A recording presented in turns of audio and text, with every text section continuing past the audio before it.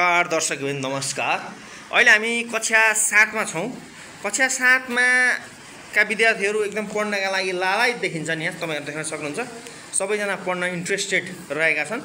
र अब हामी कक्षा 7 को एउटा पाठ अन्तर्गत र पाठ 7 मा विकासका कार्य तथा सम्भावनामा चाहिँ एकजनाले पत्रकारको भूमिका निर्वाह गर्दै हुनुहुन्छ भने एकजनाले अध्यक्षको भूमिका निर्वाह गरेर आफ्ना संवादहरु यहाँ प्रस्तुत गर्दै हुनुहुन्छ। तपाईको शुभ नाम भनिदिनुस्।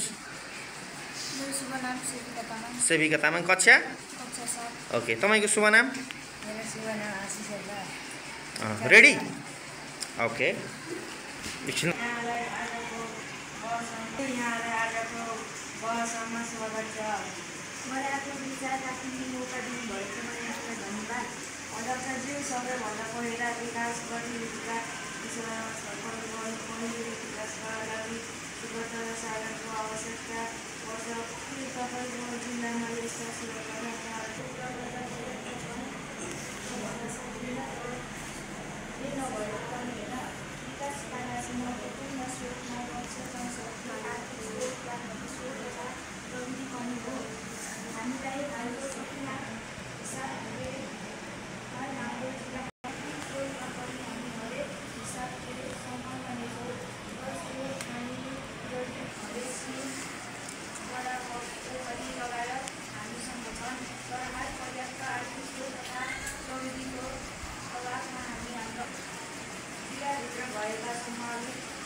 विकासका क्षेत्र बनाइदिनुहुन्छ।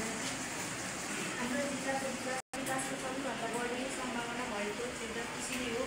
यहाँ समतल, टार, देशी खेत तथा उच्च पहाडी भूभागका कारण विभिन्न प्रकारका खेतीको सम्भावना छ। जडीबुटीको छन् भने सिंहमादेव, बराह, फुलमरी लगायतका धार्मिक स्थान भएको कारण यहाँ पर्यटकको क्षेत्र अथाह सम्भावना छन्। विभिन्न नदी नाला भएको कारण यहाँ जलविद्युतको पनि सम्भावना छ। विकासका थुप्रै सम्भावना हुँदाहुँदै पनि आर्थिक तथा प्रविधिको अभावका कारण यसलाई सदुपयोग गर्न सकिएको छैन।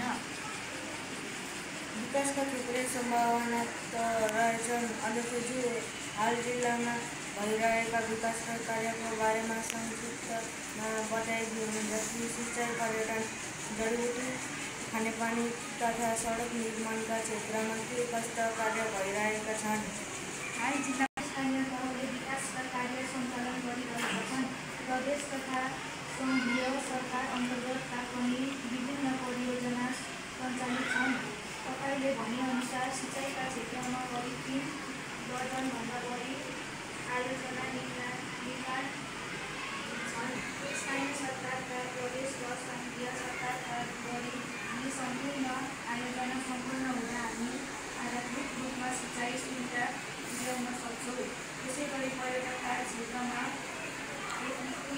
मधेसी विकास आयोजना, विभिन्न पदमार्गको विकास, बरापोखरी संरक्षण लगायतका धार्मिक स्थानको विकास भइरहेको छ। अन्य विभिन्न सम्भावित पर्यटकीय क्षेत्रको खोजी तथा विकासको कार्य पनि हामीले गरिरहेका छौँ।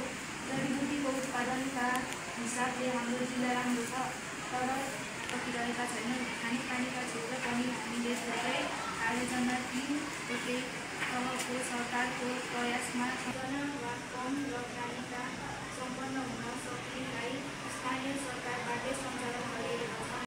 तर ठुलो लगानीको आवश्यकता पर्ने हुनाले हामीले प्रदेश तथा सङ्घीय सरकारको सहयोगमा सञ्चालन गरिरहेका छौँ।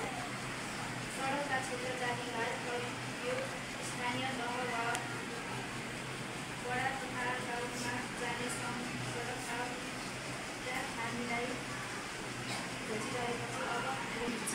पानी पदार्थ साथ हामीलाई सडक सञ्चालनमा समस्या छ।